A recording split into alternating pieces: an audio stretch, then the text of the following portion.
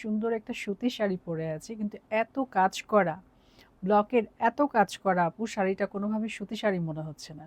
তো আসেন শাড়িটা দেখবো এবং শাড়িতে কি কি আছে ছোট ছোট করে একটু ডিটেলগুলো দেখে তারপর প্রাইসটা আমি বলে ফেলবো। খুব সুন্দর একটা শাড়ির আঁচল আপনারা দেখতে পাচ্ছেন, যে শাড়িটা আমি পরে আছি। দেখেন আঁচলটা এত সুন্দর দেখাচ্ছে, আঁচলের মধ্যে অনেক কাজ করা, বিভিন্ন ধরনের ব্লক দিয়ে করা আছে।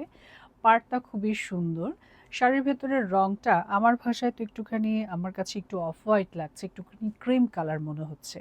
তার সঙ্গে একটুখানি হট মেজেন্ডার কম্বিনেশন, এবং টাসেলটা যে কিভাবে অহনা টেক্সটাইল এত সুন্দর করে ম্যাচিং করে আমি জানি না, আমার কাছে এটা বিস্ময় আসলে।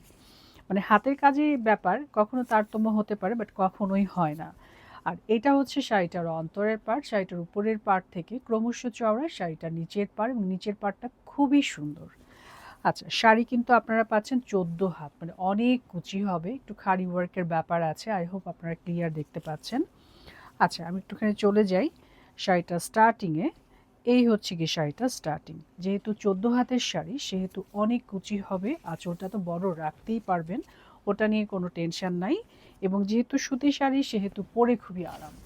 শাড়িটার প্রাইস আসবে 2250 টাকা অনলি। খুব বেশি প্রাইস না, কিন্তু দেখতে খুব সুন্দর আপু। বিশেষ করে আমার কাছে মনে হচ্ছে যে ঠিক এই কালারের ব্লাউজ দিয়ে যদি আপনারা পরেন, শাড়িটা খুব সুন্দর দেখাবে।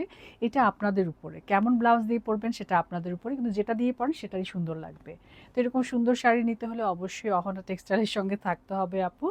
আর শাড়ি সবসময় আমি যেটা বলি, স্টকে থাকতে থাকতে নিয়ে ফেলতে হবে। মানে যখন আমরা নতুন কোনো শাড়ি লঞ্চ করি, তখন আসলে ওই শাড়িগুলো নেওয়ার চেষ্টা আপনারা করবেন।